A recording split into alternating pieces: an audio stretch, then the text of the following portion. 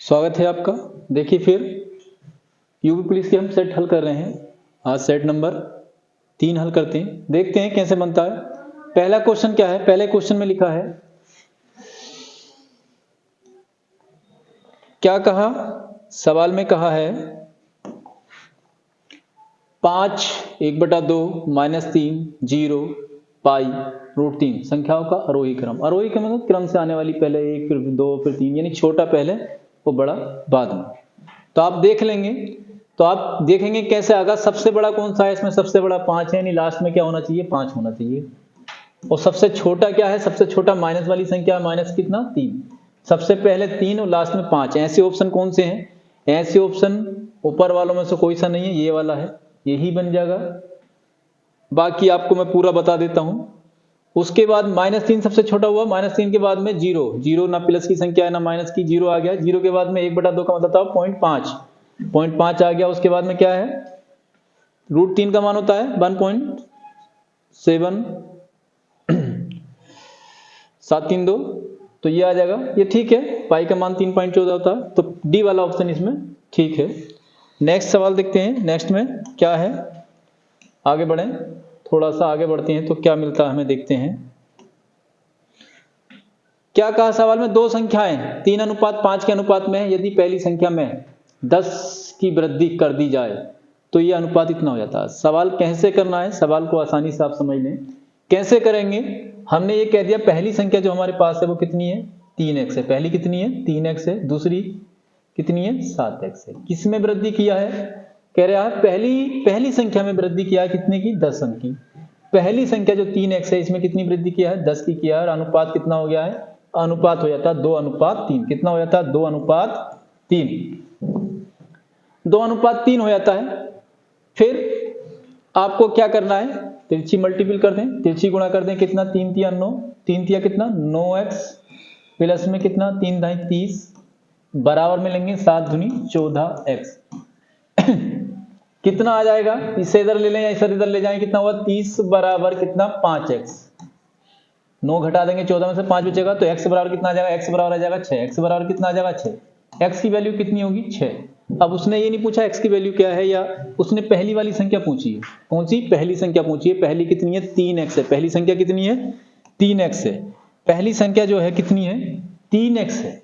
तो 3 की गुणा हम 6 से कर देंगे, यानी x की वैल्यू 6 आई है। तो इसका आंसर कितना आ जाएगा? 5 × 6 = 30, 3 × 18, सॉरी कितना आ जाएगा? 3 × 18। इसका आंसर 18 होगा। Next question,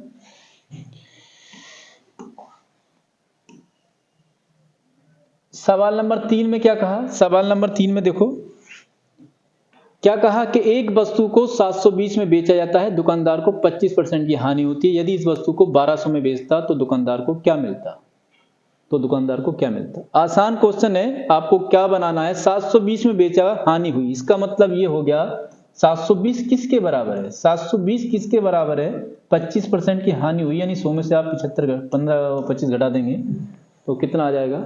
75। 75% is equal to दे रखा है, यानी 75% बराबर किसके है? 720 के है। तो क्या निकालना है? कह रहा 1200 में बेचें, हमें 1200 निकालना। 1200 में बेचें तो क्या होगा? 1200 में बेच दो तो निकालते हैं, देखो क्या आगा। अगर 100 से ज्यादा आगा तो लाभ आगा, और 100 से कम आगी तो हानि आगी। वो पूरा 100 आगा तो क्या आगा? किरेमुल आगा, ना हानि ना लाभ। तो क्या करते हैं? 75 गुणा में कितना? 1200। ध्यान रहे ये चीजें पहले ही बताते रहे ना, तिरछी गुणा कर लेते हैं। और ये भी ध्यान रहे, परसेंट एक तरफ लिखेंगे, रुपए एक तरफ लिखेंगे। 1200 की गुणा किससे होगी? 75 से, ठीक। और ये वाली संख्या इधर गुणा होगी तो ये नीचे आ जाएगा कितना? 720। यहां से x की वैल्यू आ जाएगी, कितना आगा? 12 × 72, 12 × 12 और 12 × 72। 3 दूनी 6, 3 से काटेंगे 25 बार, और 25 ढाई 250, 250 को 2 से भाग करेंगे तो 125। 125% आया, इसका मतलब 25% का लाभ हो, क्योंकि किरेमोल कितना होगा? 100%। सीपी जो होगा वो 100% होगा। 125 आया तो 125 का मतलब क्या हो गया? 25% का लाभ शामिल है इसमें। क्या चीज शामिल है? लाभ। 100 से जितना ज्यादा आएगा वही लाभ होगा, 100 से कम आता तो हानि होती। जितना कम आता उतनी हानि होती। मान लो 90 आता तो 10% की हानि होती। नेक्स्ट क्वेश्चन, क्या दे रखा है सवाल में? सवाल में दिया है, क्या कहा सवाल में? सवाल में देखें आप ध्यान से, दो प्रकार की वस्तुएं ए और बी का विक्रय मूल्य का अंतर 360 है। किसका अंतर? विक्रय मूल्य का। जो वस्तु ए के क्रय मूल्य का 60% है, ए के क्रय मूल्य का 60% है, यदि बी बड़ा है ए से तो वस्तु ए का विक्रय मूल्य क्या होगा, जबकि वस्तु बी का विक्रय मूल्य वस्तु ए के क्रय मूल्य से 400 रुपये अधिक है। आप पहले ये निकालें विक्रय मूल्य का अंतर, किसका? एसपी का अंतर। दोनों वस्तु जो है उनका SP1 या SPB ज्यादा है, SPB और SPE, इन दोनों का अंतर दे रखा है। कितना दे रखा है? 360। इन दोनों का अंतर कितना दे रखा है? 360। कितना दे रखा है? 360। आप देख लेते हैं, शायद दिख ना रहे हो। 360 थोड़ा बड़ा करके लिख देते हैं। दोनों का अंतर कितना है? 360। वस्तु ए का क्रय मूल्य का 60% है। अभी 360 किसका है? ए का जो क्रय मूल्य है उसका 60% है, तो ए का जो सीपी है, ए के सीपी का 60% है। किसका? ए के सीपी का। ए के सीपी का 60% क्या चीज है? 360 है। क्या चीज है? 360 है। 60% क्या चीज है? 360 है। यानी हम 360 में से कैलकुलेट कर लेंगे, 6 बार कट जाएगा और 600। तो ए का क्रय मूल्य यानी ए का जो क्रय मूल्य होगा, ए का क्रय मूल्य, ए का जो क्रय मूल्य होगा यानी सीपी जो होगा वो कितना होगा? 600 रुपये होगा। गुणा हो जाएगी इसकी, कितना हो जाएगा? ए का क्रय मूल्य 600 रुपये हो गया। ए का क्रय मूल्य कितना हो गया? 600 रुपये। अब कहा यदि बी बड़ा है ए से तो वस्तु ए का विक्रय मूल्य क्या होगा? वस्तु किसका? वस्तु ए का विक्रय मूल्य क्या होगा, जबकि वस्तु बी का विक्रय मूल्य वस्तु ए के क्रय मूल्य से 400 ज्यादा है। अब वस्तु बी का विक्रय मूल्य दे रखा है, किसका? वस्तु बी का एसपी आपको दे रखा है। कितना? बी का एसपी आपको दे रखा है, यानी विक्रय मूल्य दे रखा है, इससे 400 रुपये ज्यादा है। इसका मतलब क्या होगा? बी का विक्रय मूल्य, बी का विक्रय मूल्य हो गया 600 प्लस में 400, यानी बी का विक्रय मूल्य क्या हो गया? एसपी बी का विक्रय मूल्य क्या हो गया? बी का विक्रय मूल्य हो गया 1000 रुपये। अब उसने बात एक कही है, बी बड़ा है ए से, यानी बी का विक्रय मूल्य ए से ज्यादा है, और दोनों के विक्रय मूल्य का अंतर कितना है? 360। अगर हम 1000 में से 360 घटा दें तो ए का क्रय मूल्य जो है वो आ जाएगा, वो सॉरी ए का विक्रय मूल्य जो है वो आएगा। क्या आएगा? ए का विक्रय मूल्य। पूछा भी क्या है? ए का विक्रय मूल्य। आप 360 घटा दें, कहाँ है देखो, यानी आप 1000 में से 360 घटा दें, इसमें से कितना घटा दें? 360 घटा दें, कितना बचेगा? 0, 4 और 9 में से 3 गया 6, यानी 640 क्या होगा? ए का विक्रय मूल्य होगा। क्या होगा? ए का विक्रय मूल्य कितना होगा? 640। कितना? 640। तो ऑप्शन नंबर सी सही था। क्वेश्चन नंबर 4 हो गया। क्वेश्चन नंबर 5 देखते हैं क्या है। क्वेश्चन नंबर 5, क्वेश्चन नंबर 5 में क्या कहा है? ये कहा ए और बी दोनों मिलकर किसी काम को 8 दिन में कर सकते हैं। यदि बी अकेला इस काम को 10 दिन में करता तो ए अकेला इस काम को कितने दिन में करे? कह रहे हैं ए और बी दोनों मिलकर किसी काम को 8 दिन में कर सकते हैं, यदि बी अकेला इस काम को 10 दिन में करता। आसान सवाल है। ए और बी दोनों मिलकर कितने दिन में करते हैं? देखो कहा है उसने, क्या कहा? ए और बी दोनों मिलकर। कौन कौन? एक तो ए है और एक कौन है? बी है। एक ए है और एक कौन है? बी है। ये दोनों मिले और दोनों ने मिलकर कितने दिन में काम किया भाई? 8 दिन में किया। कितने दिन में किया? 8 दिन में किया। और बी अकेला कितने दिन में करता है? बी अकेला जो काम कर देता है वो 10 दिन में कर देता है। ठीक, यहां से हम एलसीएम ले लेंगे, कितना? 40। कितना ले लेंगे एलसीएम? 40। इसका एलसीएम ले लेंगे, 8 पंजे 40, 10 चौक 40। कितना बचा? 1। ए और बी का दोनों का जो काम हुआ है वो 5 यूनिट हुआ है, और बी अकेला का कितना हुआ? 4 यूनिट। अगर हम घटा देंगे तो किसका आ जाएगा? ए का आ जाएगा। ए का कितना? ए अकेला जो काम को करेगा वो कितना करेगा? बी का घटा देंगे तो ए का कितना? 1 यूनिट निकलिएगा। तो ए जो काम करेगा, ए काम करेगा कितने दिन में? ए काम करेगा, जो 1 यूनिट तुम्हारे पास बचा है उसे हम 40 से भाग कर दें, यानी 40 दिन में करेगा। बात समझ लें एक बार। ये 5 यूनिट किसका काम है? ए बी दोनों का काम है, और बी 4 यूनिट करता है। 5 में से 4 घटा देंगे, 5 में से 4 माइनस कर देंगे, 1 यूनिट बच जाएगा। वो 40 काम 1 से करा लें तो ये अकेला इस काम को कितने दिन में कर लेगा? 40 दिन में कर लेगा। नेक्स्ट कहा सो के, क्या कहा सब सवाल में? सवाल में कहा 100 के सभी गुणनखंडों का योग कितना है? 100 के सभी गुणनखंडों का योग कितना है? आप आसानी से इसको निकाल सकते हैं। अधिकतर स्टूडेंट ऐसे सवाल में फंसेंगे और यूपी पुलिस में 1 या 2 सवाल इस तरह के जरूर देखने मिलेंगे जो थोड़े अलग हैं। जो यूट्यूबर नहीं पढ़ा पा रहे हैं वो सवाल इस तरह के मिलेंगे। बेसिक सवाल मिले, कोई बड़ा सवाल नहीं है, छोटा सवाल है। तो 100 के सभी गुणनखंड क्या होंगे? पैटर्न समझ ले, एक बार समझ ले, हो सकता है इस तरह का सवाल आपको पेपर में मिल जाए तो आप आसानी से कर लेंगे। 100 के सभी गुणनखंड क्या होंगे? 100 की गुणा करें आप किससे? 1 गुणा 100, 1 गुणा 100, ये हो गए। 2 गुणा कितना? 50, ठीक। 3 तो आगा नहीं, 4 आगा, 4 गुणा में कितना? 25, ठीक। 5 आ जाएगा, 5 गुणा में कितना? 20, ठीक। 6 आ जाएगा, 6 गुणा में 6 नहीं आएगा 100 में, 7 नहीं आएगा, 8 नहीं आएगा, 9 नहीं आएगा, 10 आएगा। 10 गुणा में कितना? 10, ठीक। अब नहीं आएंगे 11 12, ये नहीं आएंगे। तो क्या करना? टोटल गुणनखंड पूछे, दोनों साइडों के जोड़ लो, दोनों साइडों के जोड़ लो, ये भी जोड़ लो और ये भी जोड़ लो। कितना हुआ? 100, 150, 150, 175, 195, 195 और 10, 105। 105 तो इधर वाले आए, इन्हें देख लें कितने हो गए।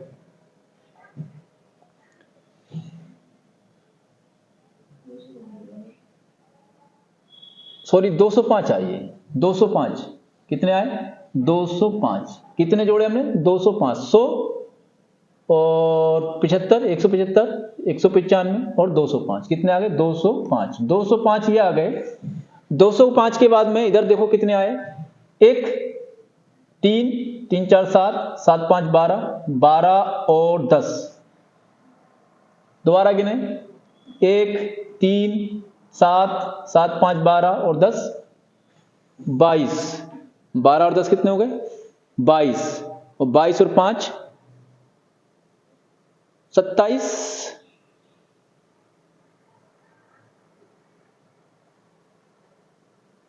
तो इसमें जो बनेगा 100 के सभी गुणनखंड जो होंगे 205 और 22, 227 होना चाहिए। कितना? 227। एक बार फिर टोटल कर लें। 100 और 150, 175, 175 और 20, 195 और 205, ठीक। ये वाला ऐड नहीं होगा क्योंकि ये दोनों समान आ गए। ये वाले ऐड होंगे। 5 4 9, 9 और 2 11, 11 और 1 12, 12 और 5 17, क्योंकि ये तो ऐड हो चुका है। 10 10 है दोनों तरफ, सेम वाला ऐड नहीं होगा, सेम ये ऐड हो चुका है। तो कितना आ जाएगा? ये जोड़ लेंगे कितना? 217। एक बार फिर समझ लो, आप टुकड़े करने हैं, सेम वाला एक बार आ गया, फिर 10 गुणा 10, तो ये तो 10 आ गए। तो सेम संख्या है, ये वाली दोबारा नहीं, एक ही बार काउंट होंगी, 2 बार काउंट नहीं होंगी ये वाली। बाकी ये वाली संख्या इधर वाली भी काउंट होनी है, इधर वाली भी काउंट होनी है। 100 के एक एक से करेंगे तो कितना आ जाएगा? 100 टुकड़े आ जाएंगे। इसी तरीके से आप काउंट कर लोगे, 205 ही आ जाएंगे और ये कितने आ जाएंगे? 12। 205 और 12 जब जोड़ लेंगे तो आपका कितना आ जाएगा? 217। यानी ये वाला आंसर आपका सही होगा। नेक्स्ट क्वेश्चन देखते हैं क्या है। क्या कहा? दो संख्याओं का लासा 144 तथा मासा 12 है। एक संख्या 36 है तो दूसरी संख्या क्या होगी? लासा कितना? 144। लासा कितना? 144। और मासा कितना? मासा कितना है? 12। आप जानते हैं लासा गुणा मासा बटे संख्या, लासा गुणा मासा बटे में संख्या। संख्या कितनी? 36। 3 से काटें, 3 चौक 12 और 3 अट्ठे 24, यानी दूसरी संख्या कितनी होगी? 48, 48 होगी। समझ में आ गया होगा। आगे सवाल की ओर बढ़ते हैं। क्या है? क्या कहा सवाल में? सवाल में ये कहा इन्होंने, 8 नंबर सवाल है। सवाल में क्या कह रहे हैं आप एक बार देख लें। 8 व्यक्ति एक पिकनिक पर जाते हैं। कितने व्यक्ति जाते हैं? 8, ठीक। उनमें से 6 व्यक्ति में से प्रत्येक 400 रुपए खर्च करता है। शेष दोनों औसत खर्च से 400 रुपए अधिक खर्च करते हैं। क्या कहा उसने? ये कहा कि 8 व्यक्ति जाते हैं। 8 व्यक्ति जाते हैं, 8 की गुणा अगर हम औसत खर्च x मान लें, x से कर दें तो ये कितना आ जाएगा? ये आ जाएगा कुल खर्च कितना हुआ, ये योग आ जाएगा टोटल खर्च का। एक व्यक्ति x रुपए खर्च करता है तो 8 व्यक्ति इतने रुपए खर्च करते हैं। हमने औसत कितना माना? x माना। बात को ध्यान से समझें।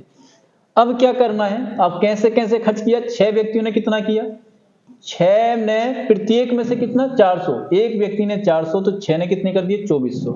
शेष दोनों ने किए, ना कि एक ने, शेष दोनों ने औसत खर्च से 400 अधिक, यानी शेष जो 2 और बचे उन्होंने जो औसत खर्च x था उससे कितने 400 रुपए ज्यादा खर्च कर लिए।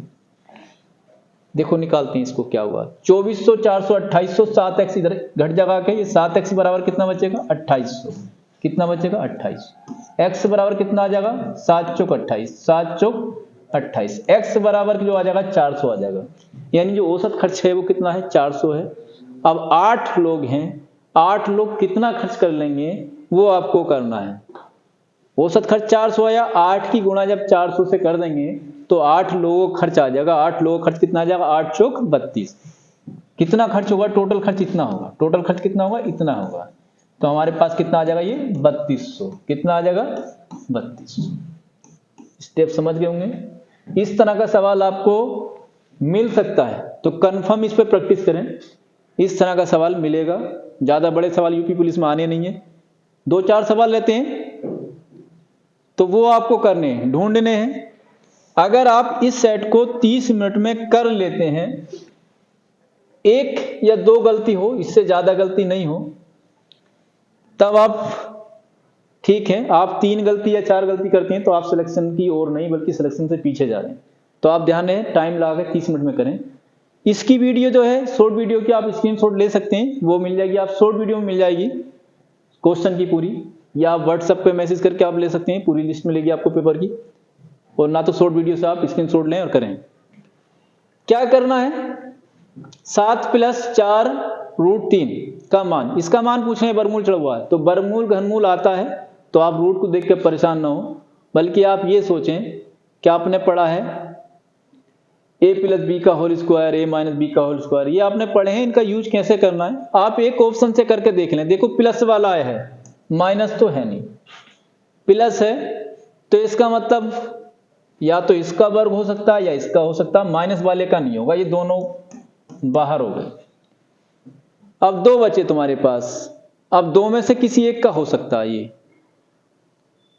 अब ये रूट कितना है, √2 है, ऊपर कितना है करके देख ले, पहले वाले ऑप्शन का, पहले ऑप्शन का वर्ग करके देख लो आप, 2 + √3 आसानी से हो जाएगा, वर्ग कर दो, इसका होल स्क्वायर कर दें, कितना हुआ 4 + √3 का वर्ग कितना होता है 3, प्लस में 2ab यानी 2a का मान कितना है 2 और b का मान कितना है √3, तो ये हल होके कितना आ जाएगा 4 + 4 √3, ये आ जाएगा 4 प्लस में कितना 4 √3, ऐसा कोई है वो, सॉरी 4 और 3 7, 4 और 3 7, 7 प्लस में 4 √3, इसका मतलब इसी का वर्गमूल कितना है, इसी का वर्गमूल कितना है ये, तो पहला वाला ऑप्शन आ जाएगा, ये वाला नहीं आएगा, पहला वाला ऑप्शन आ जाएगा। तो आप a + b का होल स्क्वायर जानते हैं, इसका वर्गमूल निकालेंगे, इसका स्क्वायर करेंगे तो ये चीज आ गई और स्क्वायर हटा देंगे तो रूट के अंदर बचेगा, यानी इसका मान ये है। नेक्स्ट क्या कहा, कोई धन साधारण ब्याज की एक विशेष दर से 3 वर्ष में बढ़कर 7200 और 5 वर्ष में बढ़कर 7800, ये बताइए 3 वर्ष में कितना हुआ 7200, 5 वर्ष में कितना 7800। तो हम ये कह सकते हैं कि 3 वर्ष का मिश्र धन, 3 वर्ष का मिश्र धन कितना है, 3 वर्ष का मिश्र धन जो है हमारे पास वो है कितना 7200, मिश्र धन है 7200 यानी इसमें ब्याज शामिल है। और 5 वर्ष का कितना है, 5 वर्ष का मिश्र धन हमारे पास कितना है 7800, इसका मतलब ये हो गया बीच के 2 वर्ष का गैप है वो क्या है 2 वर्ष का ब्याज है। 2 वर्ष का ब्याज कितना है, 2 वर्ष का ब्याज, 2 वर्ष का ब्याज हमारे पास कितना आया 600 रुपये आया, कितना 600। तो 1 वर्ष का कितना 200, 3 वर्ष का कितना, 1 वर्ष का कितना 300, 3 वर्ष का कितना, 3 वर्ष का ब्याज, 3 वर्ष का ब्याज जो हमारे पास आगा वो कितना आगा 900 रुपये आगा, कितना आगा 900 रुपये आगा, 3 वर्ष का ब्याज कितना आगा 900 रुपये आगा। अब इसमें क्या शामिल है, 3 वर्ष में बढ़कर तो इतना हुआ, 3 वर्ष में बढ़कर इतना हुआ है, तो इसका मतलब यह है कि 3 वर्ष का ब्याज शामिल है। हम मूलधन निकालें, क्या निकालें? अगर आप मूलधन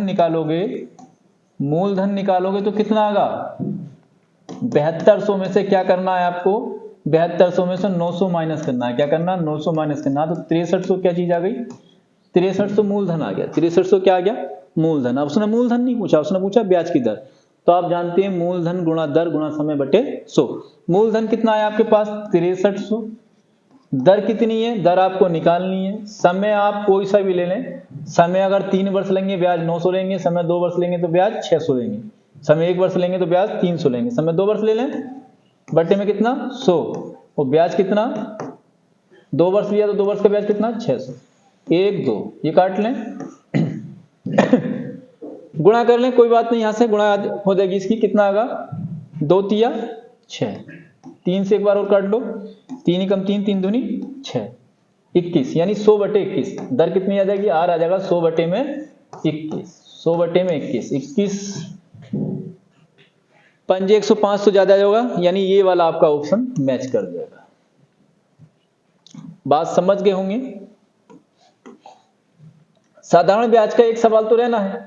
साधारण ब्याज का एक सवाल तो आपके पास रहेगा, आप करते रहें। चक्रवर्ती ब्याज में क्या कहा उसने? ये कहा कोई धन चक्रवर्ती ब्याज की एक विशेष दर से 3 वर्ष में बढ़कर 24,000 तथा उसी दर से 6 वर्ष में 36,000 रुपये हो जाता है। वह धन क्या था? देखो आसानी से बता रहा हूं मैं इसको, आप आराम से करोगे। एक छोटा सा कंसेप्ट मान लें। पहली वाला जो अमाउंट है आपका 24,000, इसे मान लें आप x, और जो बाद वाला अमाउंट है इसको कितना मान लें? y। पहला वाला मिश्रधन जो है इसको कितना माने? x, और बाद वाला कितना है उसको माने y। अब हमारे कंसेप्ट पे आप इसको रख दो, बाकी नहीं मिलेगा। आपको क्या रखना है? धन पूछा है ना आपसे, कितनी राशि थी? आपको रखना है x² अपॉन y। यहां से क्या निकल जाएगा? आपका जो राशि थी वो निकल जाएगा। देखो कैसे करते हैं। 24,000 गुणा में कितना? 24,000 बटे में कितना? y का मान कितना? 36,000। यहां से आप काट लो 1 2 3, 1 2 3, 12 दूनी 24, 12 तिया 36, 3 अट्ठे 24, 8 दूनी 16, यानी 16,000 क्या था? अमाउंट था। 16,000 क्या था? अमाउंट था। दर भी पूछ सकता है, जब आपको अमाउंट मिल जाएगा तो दर भी निकाल लोगे। जो पूछेगा आप निकाल सकते हो, कुछ भी निकाल सकते हो आप। तो जो पूछेगा क्या कर सकते हो? आप निकाल सकते हो यहां से। बात समझ में आ गई होगी। ये काम आप जब ही करेंगे जब वर्षों की संख्या डबल है। जैसे 3 है, 3 के बाद में कितनी हो रही है? 6, तभी आप इसको अप्लाई करोगे। या 2 है, 2 के बाद में 4 हो। मेरा मतलब समझ गए कहने का। जब वर्षों की संख्या डबल हो तो आप ये काम अप्लाई कर दो, प्रत्येक सवाल लगेगा इस तरह का। नेक्स्ट,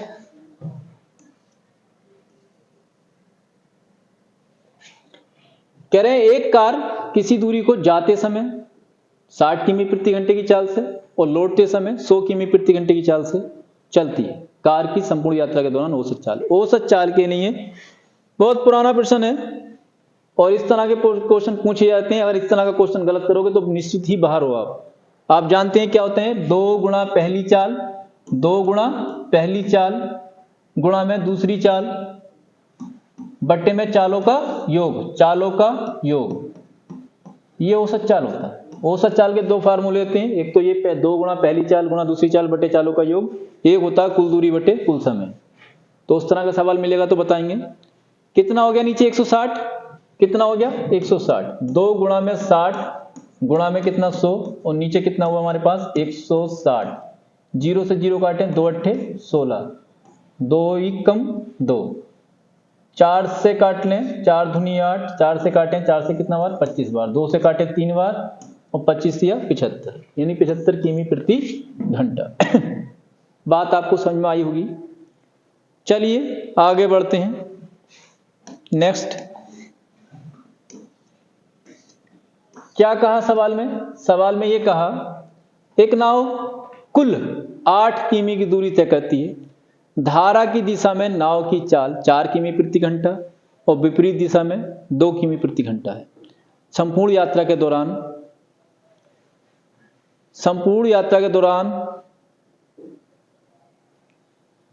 लिया गया समय क्या है? नाव द्वारा लिया गया समय क्या है? एक मिस हो गया है एक वर्ड, यहाँ पे क्या होना चाहिए, नाव द्वारा लिया गया समय। एक वर्ड और, नाव द्वारा लिया गया समय क्या है। ठीक है, आप आसानी से इसको करेंगे और इस तरह के सवाल दिखाई नहीं देते हैं, गलती होती है इसमें। आप ये ध्यान रखें, क्या कहा, कुल दूरी, कुल 8 किमी दूरी है। कुल कितनी है, 8 किमी। यानी कहने का मतलब ये है कि 4 किमी धारा की दिशा में और 4 किमी धारा की विपरीत दिशा में, कुल 8 किमी। तो ये कुल वर्ड आपको दिखाई नहीं देगा ऐसे सवालों में, तो इसका ध्यान रखना है। क्या करना है, अब सवाल हो गया, आप जानते हो धारा की दिशा में चाल और धारा की विपरीत दिशा में चाल दे रखी है। धारा की दिशा में जब पार करेगी तो क्या निकालोगे, 8 किमी दूरी तय करती है। 8 किमी में से 4 किमी धारा की दिशा में और 4 किमी धारा की विपरीत दिशा में, कुल 8 किमी हो गई। 4 किमी प्रति घंटे से धारा, क्या कहा, एक नाव धारा की दिशा में कितनी, 4, धारा की दिशा में जाती है 4 किमी प्रति घंटे की चाल से। तो धारा की दिशा में 4 किमी तो ही चलेगी, 4 किमी प्रति घंटे की चाल से चलेगी, 4/4, यानी 1 घंटा तो लगा धारा की दिशा में। 1 घंटा कहाँ लगा, 1 घंटा लगा धारा की दिशा में। 4 बराबर दूरी बटे समय, दूरी है 4, चाल भी 4 है, समय निकल जाएगा। समय कितना निकलेगा, 1 घंटा लगेगा। कितना घंटा लगेगा, 1। और धारा की विपरीत दिशा में चलती है 2 किमी प्रति घंटे से। धारा की विपरीत दिशा में कितनी चलनी पड़ेगी, यहाँ भी 4 चलनी पड़ेगी, और वो चल रही है कितने से, 2 से। तो यहाँ से घंटे कितने निकलेंगे, 2। तो टोटल समय कितना हो गया, टोटल समय कितना हो गया, 3 घंटे। तो आप ये ध्यान रखें, कुल वर्ड लगा के दे सकता है आपको बेवकूफ बनाने के लिए। तो कुल दूरी 8 चली है, यानी आधी धारा की दिशा में और आधी फिर वापस लौट के आई होगी। नेक्स्ट,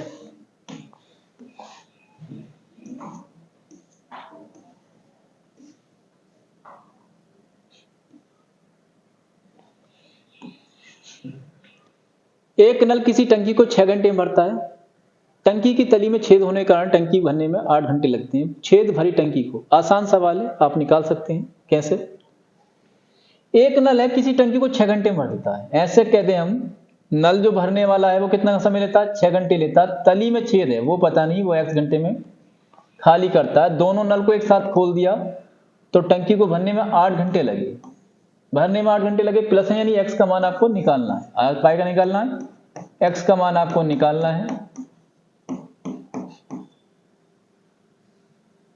क्या करेंगे, 24 एलसीएम ले लें, कितना, 24, 8 तिया 24, 4 छंग 24, माइनस का 1/x, तो कितना आ जाएगा, 1/24, यानी 24 घंटे उसको खाली करने में लगेंगे।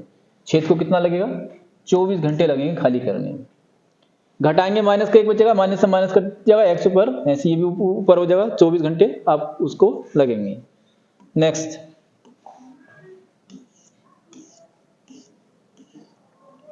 कह रहे हैं कौन सा कथन असत्य है, कौन सा कथन असत्य है। तो लगभग 60% स्टूडेंट इस तरह के सवाल गलत करते हैं। 60% वो स्टूडेंट गलत करते हैं जिन्हें ऐसा लगता है क्या वो नंबर ले लेंगे। जिन्हें नहीं आता उनकी बात नहीं कर रहे हूं, जिन्हें ऐसा लगता है कि हम नंबर ले लेंगे, 60% बच्चे इस तरह के सवाल गलत कर देते हैं। तो आपको त्रिभुज की शर्त पता होना चाहिए, त्रिभुज की 2 छोटी भुजाओं का योग बड़ी भुजा से अधिक होता है, तभी त्रिभुज संभव है, ना तो त्रिभुज संभव नहीं है। त्रिभुज की 2 छोटी भुजाओं का योग बड़ी भुजा से अधिक होता है। अब आप देखें, ये 2 छोटी भुजाएं हैं, इनका योग किससे अधिक है, इनसे अधिक नहीं है। तो यानी ये वाला जो है असत्य है, इसमें त्रिभुज नहीं बन सकता। इसमें देखें 2 छोटी भुजाएं ये हैं, इनका योग इससे ज्यादा है। इसमें देखें 2 छोटी भुजाएं ये हैं, इनका योग ज्यादा है। या फिर त्रिभुज में सभी भुजाएं क्या हो, बराबर हो। 2 भुजाएं, सभी भुजाएं क्या हो, बराबर हो, वो संभव होता है। ये भी ठीक है, ये भी ठीक है, और ये भी ठीक है। ये वाला गलत है, यानी असत्य जो होगा वो ये होगा, ये असत्य है त्रिभुज के संबंध में। नेक्स्ट,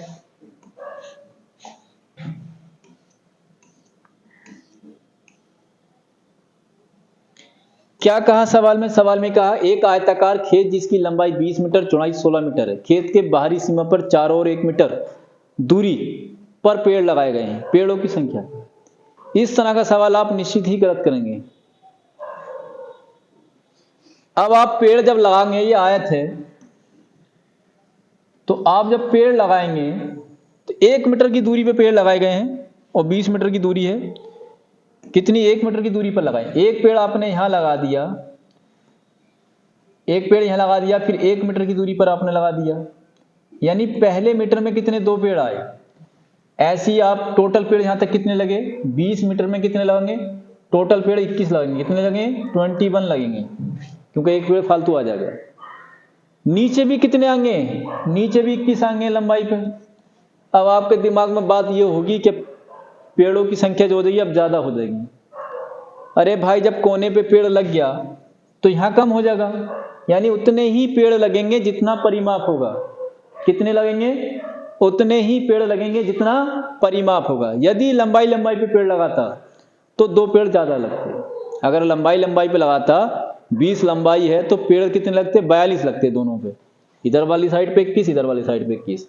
लेकिन वो सब तरफ लगवा रहा है तो जितना परिमाप होगा उतने ही पेड़ लगेंगे। तो परिमाप क्या होता है, 2 लंबाई प्लस चौड़ाई। क्या होता है, 2 लंबाई कितनी दी है 20, चौड़ाई कितनी दी है 16। प्रति मीटर पे लगा रहा है, इतना मीटर परिमाप होगा, 1 मीटर पे लगवा रहा है, और मीटर कन्वर्ट होता तो देख लेते। प्रति मीटर पे लगाया कोई दिक्कत नहीं, 36 दूनी 72, 36 दूनी कितना 72, 72 पेड़ लगेंगे। कितने लगेंगे, 72। कभी आप 74 लगा के आए तो इसमें ज्यादातर गलती यही करेंगे, क्या एक इधर से बढ़ा देंगे, एक इधर से बढ़ा देंगे, 74 लगा देंगे, जबकि गलत हो जाएगा। क्योंकि जब 1 मीटर पे यहां लग गया पेड़, यहां पे पेड़ लग गया तो अगला फिर यहां लगाएंगे, यानी इसमें कम लगेंगे पेड़। इस वाले में क्या होगा, पेड़ों की संख्या कम हो जाएगी। 1 मीटर दूरी होगी, एक पेड़ यहां लगेगा, एक यहां लगा पड़ा है तो ये एक पेड़ यहां पे कम आ जाएगा, एक इधर कम आ जाएगा। आप लगा के देखना आयत बना के। नेक्स्ट,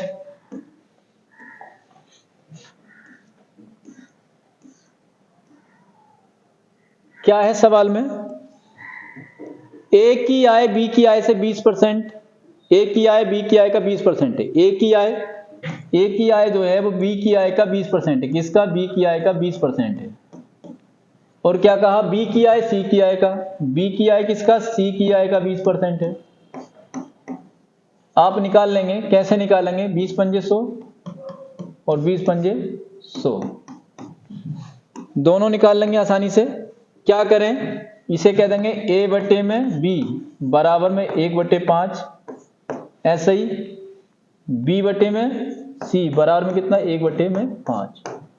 हमें क्या करना है, b दोनों ऑप्शन में, b दोनों पोर्शन में है। b कहां, दोनों पोर्शन में b है, इसे बराबर करना है। तो b को बराबर करने के लिए b के सामने कितना है, 5 है, यहाँ पे b के सामने कितना है 1, यहाँ पे 5 से गुणा कर दें, 5 से ही भाग कर दें, हो जाएगा बराबर। तो a की वैल्यू कितनी आ गई, a की वैल्यू तो 1 रहेगी, b की 5, a की कितनी आ गई, a की वैल्यू 1 रहेगी, b की कितनी हो जाएगी 5 हो जाएगी, और c की 25 हो जाएगी। यानी कितना आ जाएगा, 1 5 25, 1 5 25। नेक्स्ट,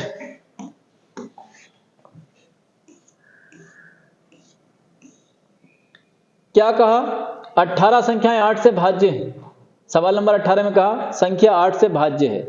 8 से कब भाग होगी, 8 से जब भाग होगी या तो अंतिम 2 अंक या 2 से ज्यादा अंक 0 हो, अंतिम 2 अंक, अंतिम 3 अंक या 3 से ज्यादा, कम से कम 3, अंतिम 3 अंक क्या हो, 0 हो, या 3 से ज्यादा 0 हो। तो अंतिम 3 अंक 0 हो, भाग होगी, ठीक है।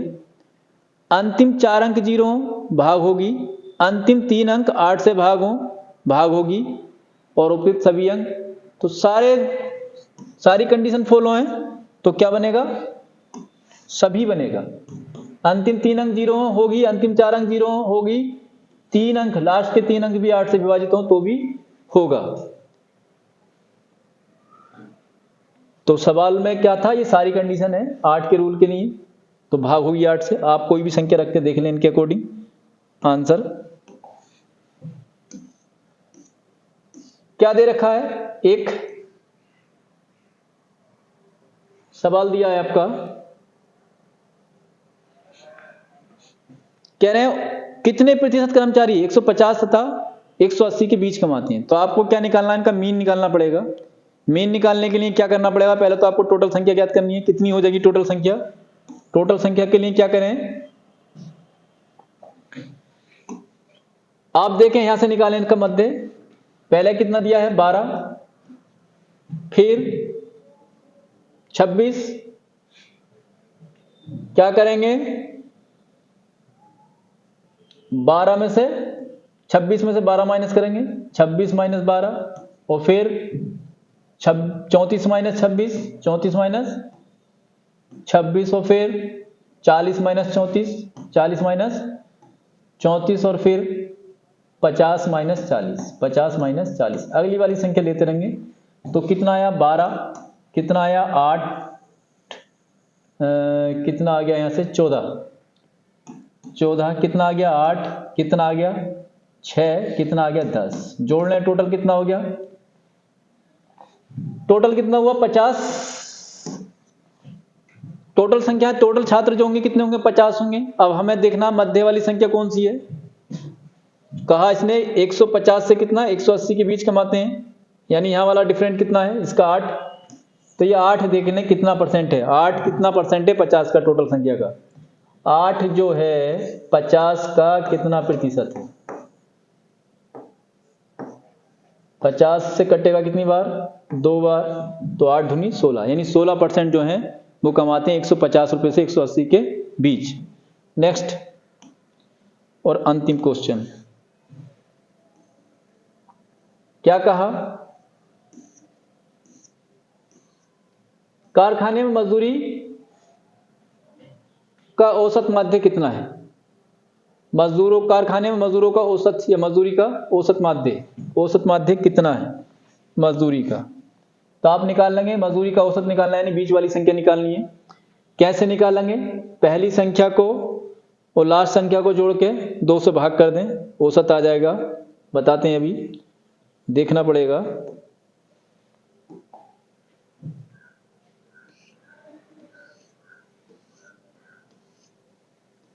पहला कितना 120 और अंतिम कितना 200। 120 और 200 को हम जोड़ लें तो कितना बन जाएगा 320। कितना बन जाएगा 320। पहला कितना है 120 है, पहला कितना है 120, पहला है 120 और अंतिम कितना है 200। दोनों को जोड़ के क्या करना है 2 से भाग करना है, औसत आ जाएगा। तो कितना आ जाएगा ये 320। 320 को जब 2 से भाग करेंगे तो कितना आ जाएगा, ये आ जाएगा 160। ये वाला आंसर सही होगा। तो आप लगातार बने रहें जब तक ये सेट चलें, आप निश्चित ही सिलेक्शन ले लेंगे और लगातार सेट लगाते हैं। आप सभी टीचर के सेट लगाएं, साथ में हमारे भी लगाते रहें। अगर आप ऐसा करते हैं तो निश्चित ही आपका सिलेक्शन होगा। लेकिन ध्यान रहे हमारे सवाल जो हैं आपके नॉर्मल सवाल बनाएं, 18 सवाल कम से कम लगने चाहिए 30 मिनट में। अगर आप कम लगाते हो तो सिलेक्शन से दूर हो। धन्यवाद।